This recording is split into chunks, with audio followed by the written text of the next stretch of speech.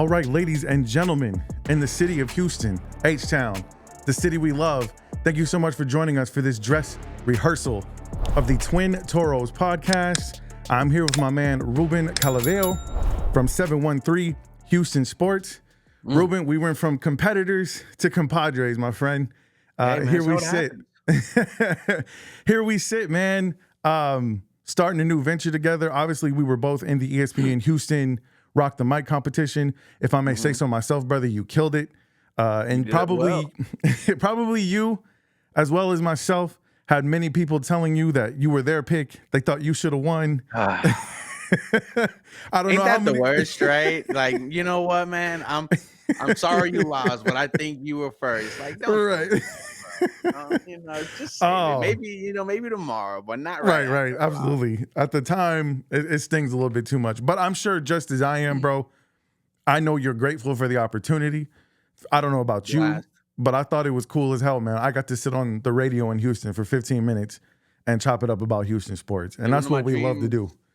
Yeah, man. It was like, like I grew up listening to sports radio, right? It was 610, 790, and it's ESPN 97.5. And, Yeah, that's all I wanted to do when I grew up was talk sports. And, to be able to get that close to it, yeah, just lets me know that me and you are on the right track. And it's just a matter of time as this team is successful. The success will just go all around and it's going to, come to us eventually, man. 100%. Excited, excited. 100%, man. And I got to tell you, as soon as that competition was done, my brother gave me a hug.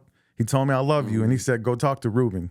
He's like, you guys got to hook up. You guys got to link up. Both of y'all got something special. And you know what, man?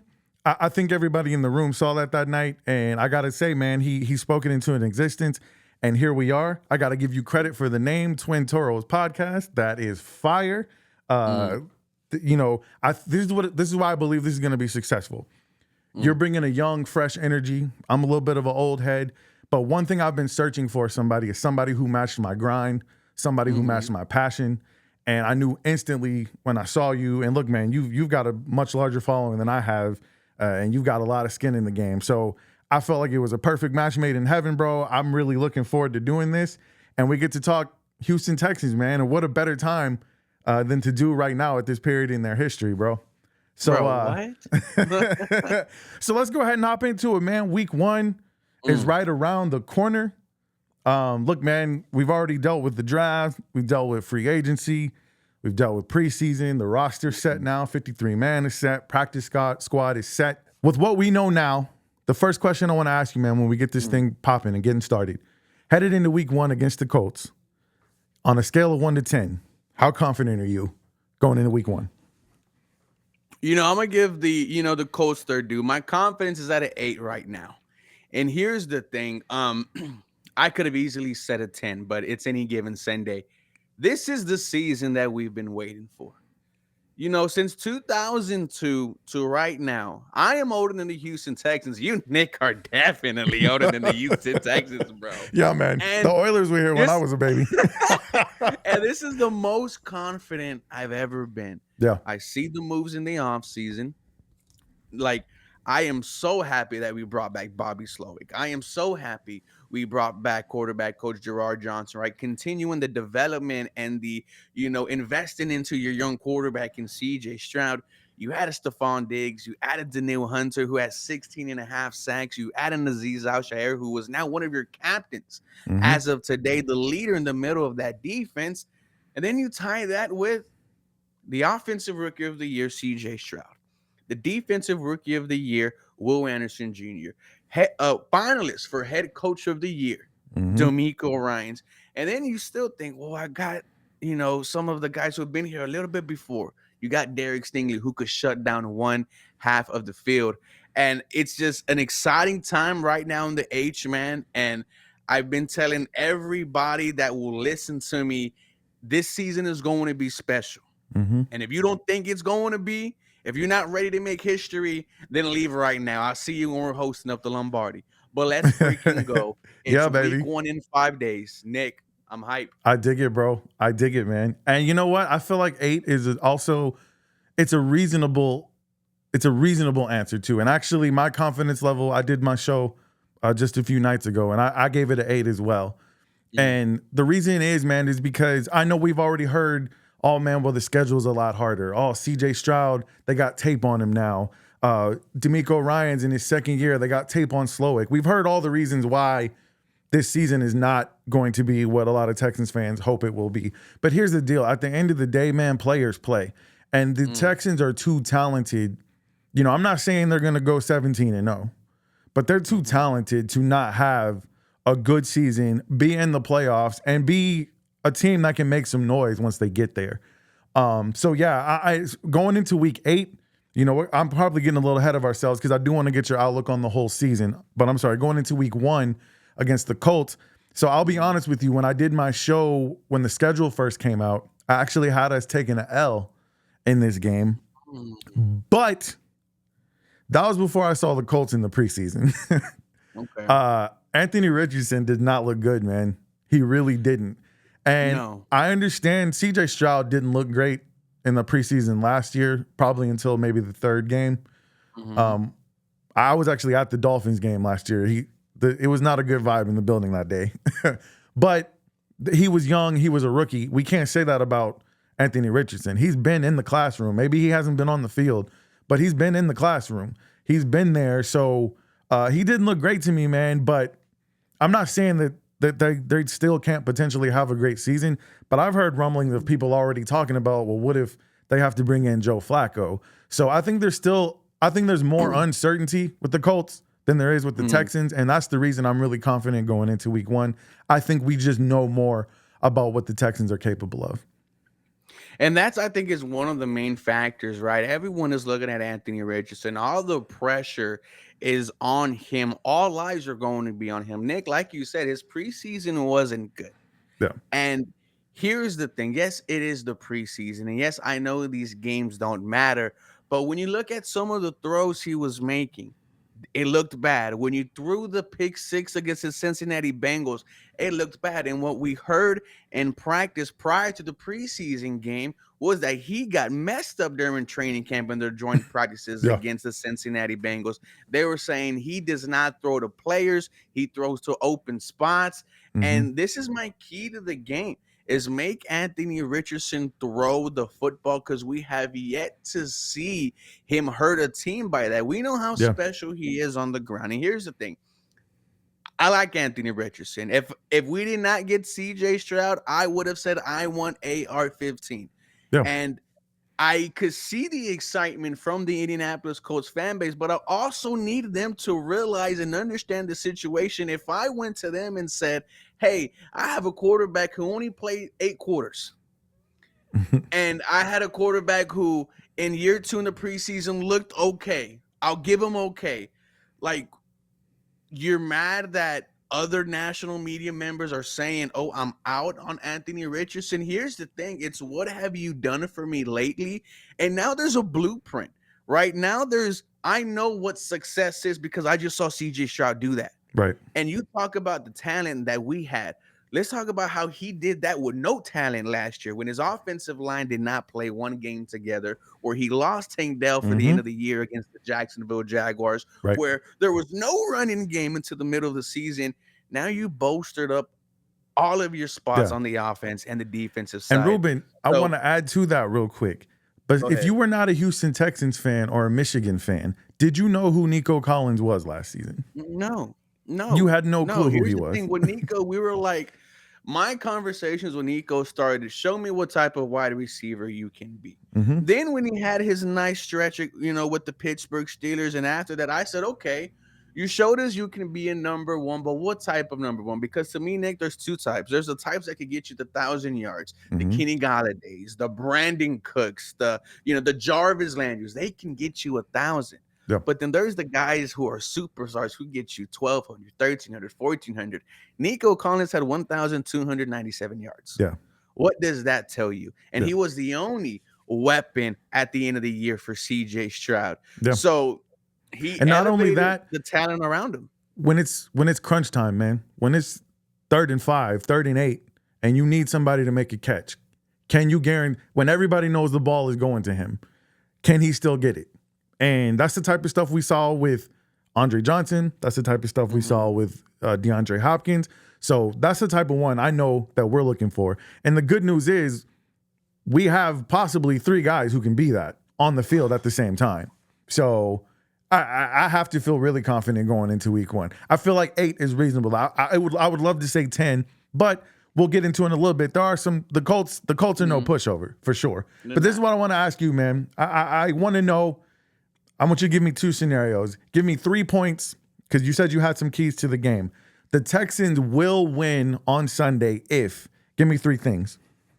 The Texans will win on Sunday if they make Anthony Richardson throw the football. Like I mentioned earlier, we know how special he can be on the ground. So that leads right into key 2 is stopping the run. Jonathan Taylor has done you dirty the last 2 years. However, this is the best Houston Texans front 4 he's gone against in a while. Daniil Hunter, who we just gave 2 years, $48 million to. Will Anderson Jr., for Lorenzo Fatukasi and Mario Edwards. They are your 2 new starting defensive tackles. So this is a brand new front 4 for the Houston Texans. Now, I don't think we're going to just completely shut down Jonathan Taylor. No, but 150 plus yards, and I don't know.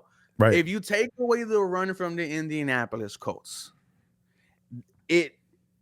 and make them a one-dimensional team, from what we've seen in the preseason, Anthony Richardson should struggle. And then number 3, let's see this running game go to work.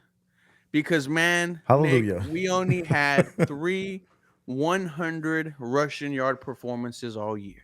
Yeah. And they were all victories, and they were from Devin Singletary, not Damian Pierce. So what does that mean? It means we have yet to see the full potential of this offense, Nick. Right. And Joe Mixon, to me, is one of the keys to the game. And it's crazy, bro, how I haven't even mentioned Stephon Diggs. I haven't even mentioned Derek Stingley, Tank Dell. Like, there's so much talent on this Houston Texan roster. Yeah. I agree with you 100%, man. And some of your keys were exactly mine. I just want to add to it. You talked about forcing Anthony Richardson to be a passer. Well, the best way to do that, get a lead early, man. Get a lead early. That way you start making them have to throw that thing to try to score some points. Because Jonathan Taylor, I will be honest with you, man, bro worries me a little bit. He's a dog. He worries me a little bit. And you hit the number right on the head, man. It's exactly what, in my keys, I said, if you can hold them total to less than 150 yards between the 2 of them, then I think you got a real good shot at winning the game. You're not going to completely shut them down. I know that. But also, like you said, we got to run for at least a hundo. We got to run for at least a hundo. And I know that's going to be tough, man, because they got a good front. They got good linebackers too. Good front 7. Yeah, they do.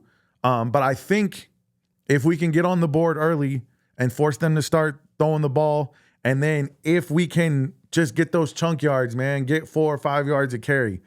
You don't got to break the home run, but just be consistent with the running game, man. We haven't seen that with this team other than, like you said, a couple of games from Devin Singletary. I think they win the day if they do all of that. Let me ask you, and this might be counterintuitive, but the Texans will lose if what? If Jonathan Taylor just does Jonathan Taylor things. And here's the thing. Week 18, he almost won the game for the Indianapolis Colts. Yeah. You could argue that if he was the running back on that passing play, instead of Tyler does Goodson, it get complete and does it go for more? Yeah. JT is that type of dude, in my opinion. He's a top 5 running back in the NFL. For the Houston Texans to lose, the offense will have to be a no-show.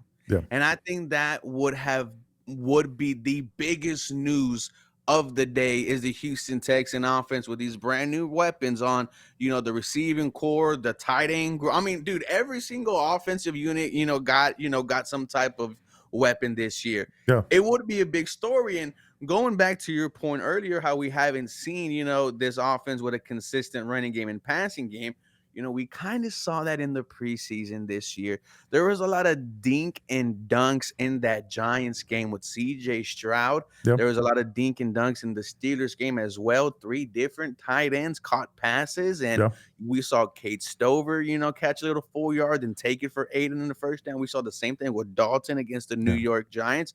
I think this offense is going to be really special, man. And like I mentioned, you have an offensive coordinator who is coming back, but the only reason why he came back is because the Houston Texans gave him a pay raise.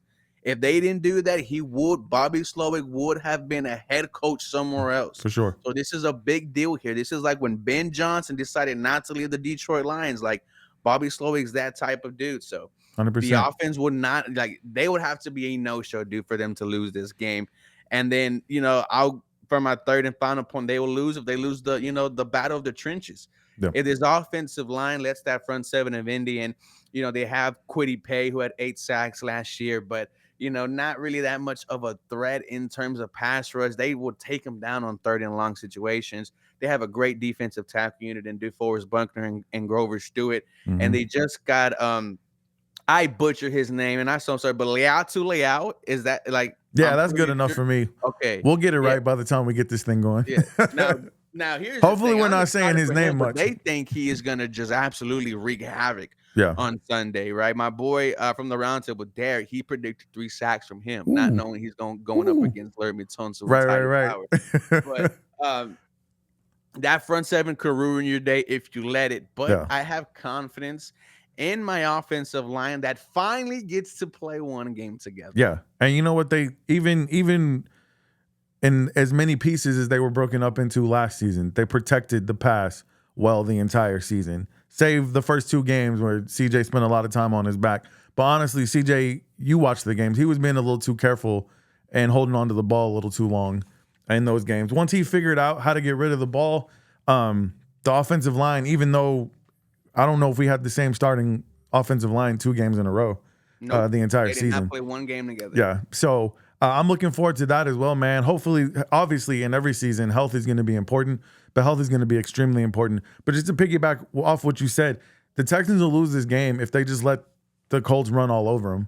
If Anthony Richardson is running and you got Jonathan Taylor running, that's going to be a problem. And like you said, if they're running, they're keeping our offense off the field.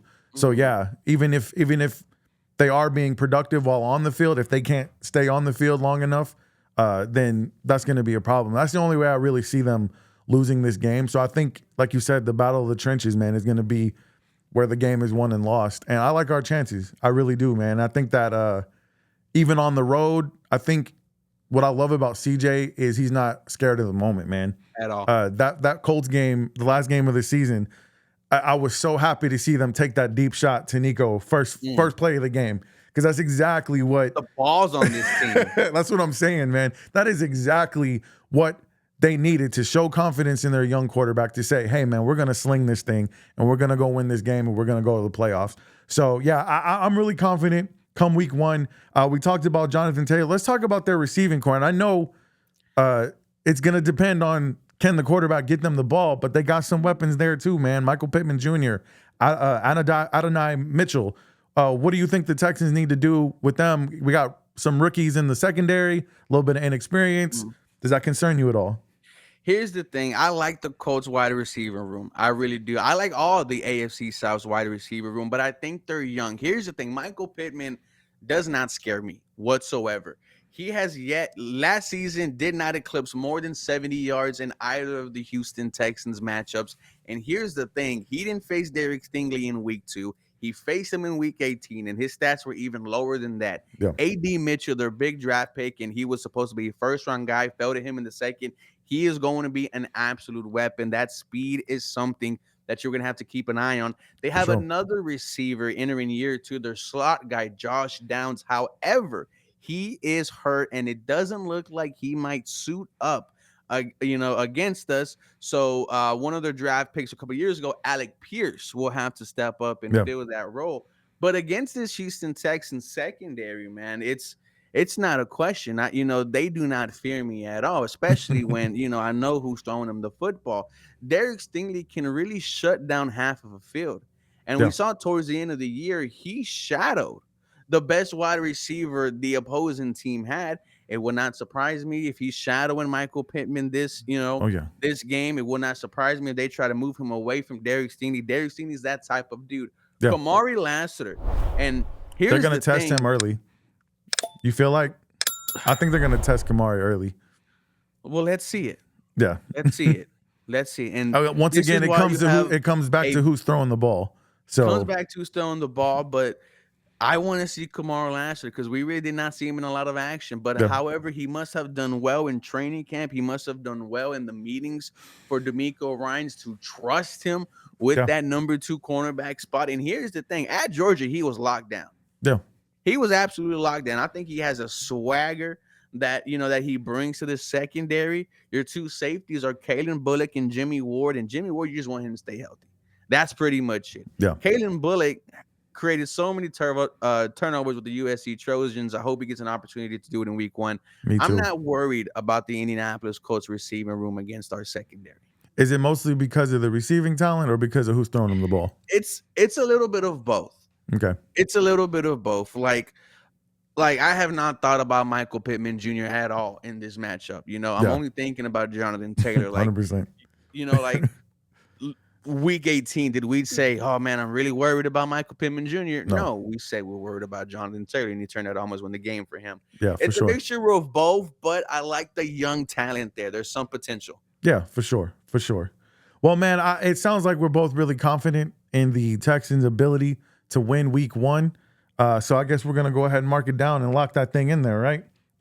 Mark it down, 30 Lock to it 20. in. Lock it in. You say 30 to 20? 30 to 20. All right.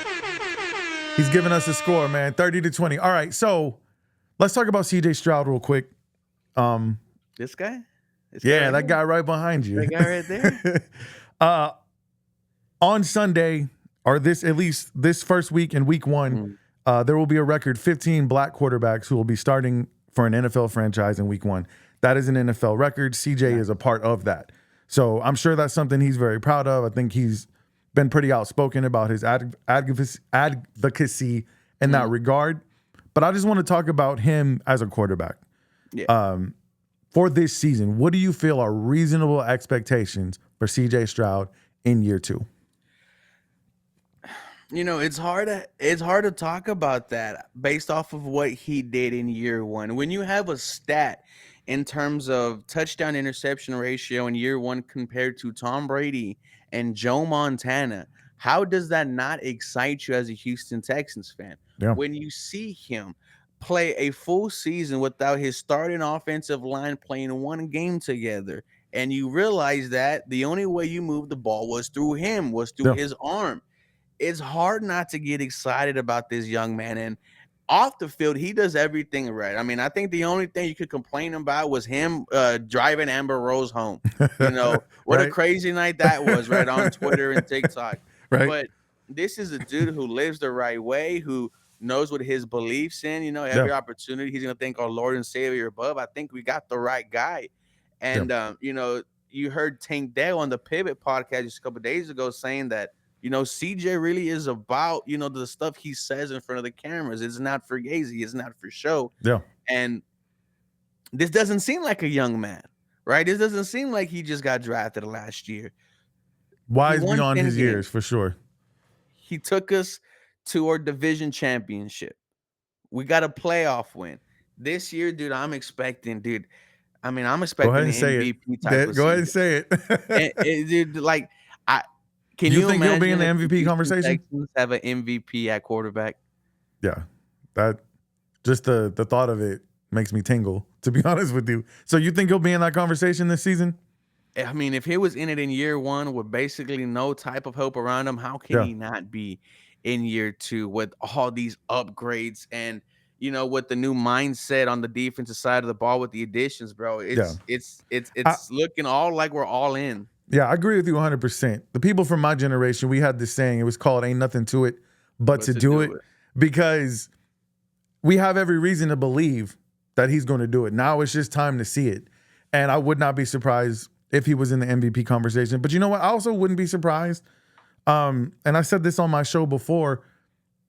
There is a scenario where CJ Stroud is an improved quarterback, but maybe his stats do not improve a whole lot.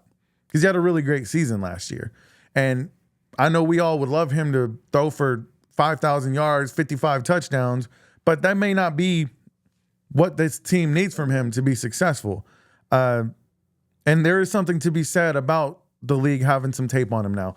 I'm as excited and as optimistic as anybody in the city. But you also have to understand, man, I am a Houstonian.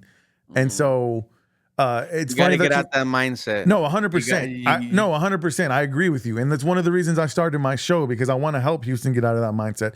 And the reason I want to help them is because I'm a victim of it. So I Man. know that we have to shake that. And here I am doing a podcast with you, sir, who, if you would have asked me 5 years ago, would I be doing this? I'd have told you all the reasons that this was impossible. So I am turning over a new leaf, both as a human being and as a Houston fan. And I agree with you. You said earlier, this is the most confident you've been in a Houston Texans fan, in a Houston Texans team. And I agree with you 100%. The only team that the Texans have ever had that I thought had a shot to win a Super Bowl was 2011. Okay, Yeah, 2011. That was the one. In 2012, they ended up only winning 2 games. Yeah. And I wasn't surprised by that, but like most people, because we lost a lot of good players from that 2011 team and didn't really bring anything back. So, but yeah, that's really the only one. And then obviously Matt Schaub got hurt. So that's one of our what if seasons. But since that year, even in 2019 with Deshaun Watson, I felt like that team was just Deshaun Watson pulling miracles off. Yeah. Right. That's really, it wasn't the team itself. Bill O'Brien wasn't doing anything special. Deshaun Watson was just that good at that time. So this is the first time I feel like we have all the pieces in place. The coach, the quarterback, the players, the coaching staff, the owner. I want you to speak a little bit really quick about Cal and Hannah McNair and how crucial they have been, and the fact that we're even optimistic about this season coming up. Well, here's the thing, bro. If you remember, not too long ago, there was a famous photo of Hannah McNair. Like, she was sitting like this, like looking uninterested in the Houston Texans getting blown out. And, the fan base saw that and they were like, well, these guys don't care about this Houston Texans team. And it got really bad to where you had some people holding up signs in front of their suite saying, sell the team. Yep. That's how bad it was. And whatever happened in one off season, I give a lot of credit to Hannah McNair for also changing around, the image of both of them, because now we love Cal and Hannah. Yeah, for sure. If you go to a training camp, they are walking by every single person. They are saying hi to as many people as they can. These are billionaires, guys, not millionaires. These are billionaires. Yeah. And they're shaking our hands. They're taking pictures with us. They're, Cal McNair doing his cook-off every year with Big Sarge. Like, who else does that? Yeah. He's really embodied, the city of Houston. And you saw him in the Luke Combs concert, shotgun a beer, and you heard Hannah say, he wanted the team to do that. And he's like, no, I do it. They got to get ready for the season. Like, I love that. Yeah, Like, 100%. like I love our ownership, and they've really turned it around, because it was going really bad, Nick. Like, I was having the conversations with my friend, and I was like, dude, we're about to be the Cleveland Browns. I'm like, we're going on this slippery slope. It was 7 combined wins in 3 years. It was no draft picks, no first round draft picks for 3 years, no money to spend at all. And if you had the money, who the hell wanted to come to Houston? Yeah, for sure. Yeah. But man, I can't agree with you anymore about the McNairs. They really, and I think we got to give them credit for listening to the fans and for having the self-awareness to say we need to do something different. There's not a whole lot of, like you said, billionaires have egos, man. They don't want to be told how to do, what to do. They're masters of the universe, right? And the fact that they recognize, like, we need to do something different, and then they did it. And like you said, man, they're beloved in this city now. So I give them lots of credit for that. And it's just a great time to be a Houston Texans fan. It's a great time to do a Houston Texans podcast, brother. And I'm glad we're doing this together. Real quick, before we get out, let me get your best case scenario for the season, record-wise, and your worst case scenario for the season, record-wise. Best case scenario, the Houston and this is all Texans, assuming health. Let's add that to there. If they're healthy relatively throughout the season, give me the best case, worst case. If everyone's healthy, this team will win 12 plus games. They'll win the division. They'll represent the AFC in the Super Bowl. And Ooh-wee. whatever happens from there, happens from there. I'm not saying we're gonna win the thing, but I'm saying you got to get to there. Yeah, yeah. Worst case scenario is you barely make it into the playoffs. Your offense isn't what you thought it was going to be with all the new additions. Your defense is still having the same problems, even though you have new starters, in basically every area. Though that would be the worst case for me, is this team really regressing back into what we're used to seeing from a Houston Texans team. And then you're going to hear that horrible phrase, same old Houston Texans again. And I hate that phrase with a passion. Yeah, yeah, for sure. I don't buy into that, man. Every year is a new year, especially NFL, man. Everybody thinks they got a shot in the NFL, man. And I mean, maybe not everybody. There's one or two teams who know they don't have a shot. But for the most part, man, it's wide open. I know every team in the AFC South right now thinks they have a really good shot. So I agree with you. When I did my show where we were going through the schedule, I had us at 12-5. That I did have us losing game 1, and don't kill me, Houston, I had us losing to the Cowboys in Dallas. But I also had some crazy wins towards the end. I had us beating the Ravens on Christmas. That's going to be tough, man, on a short week. But I think best case scenario, like you said, it's time for a new mindset in Houston, man. We're not scared of anybody. We're not scared of any situation. Doesn't matter the day. Doesn't matter the time. Doesn't matter the channel. The Houston Texans are showing up to play, and they're showing up to show up and show out. And fans, we got to do the same thing. Get your butts in your seat at kickoff. Make it loud in that place. And it's going to be a great season, Ruben. And I'm so glad we're doing this podcast together, brother. Thank you for agreeing to do it, number one. Absolutely. And I'm excited, man. I can't wait to do this thing for real, for real. But for a little rehearsal that we just did, this was dope, man. This be great. Yeah, man. So don't forget. Yeah, for sure. Don't forget to follow each of us. Ruben at 713 Houston Sports. You'll find him on YouTube. You'll find him on Twitter. It's 713 Houston Sports. On Instagram too. On Instagram as well. Okay, and then you can find me. I'm Nick Stevenson at PodHost Nick on Twitter, on TikTok. I apologize. Houston Sports State of the Union podcast on YouTube and on Twitter. And you guys keep following the show. So you guys get ready for the Twin Toros podcast. It's going to be weekly Houston Texans coverage. It needs to be your number one spot that you go to before every Texans game every week this season. We love you. We'll catch you guys next time.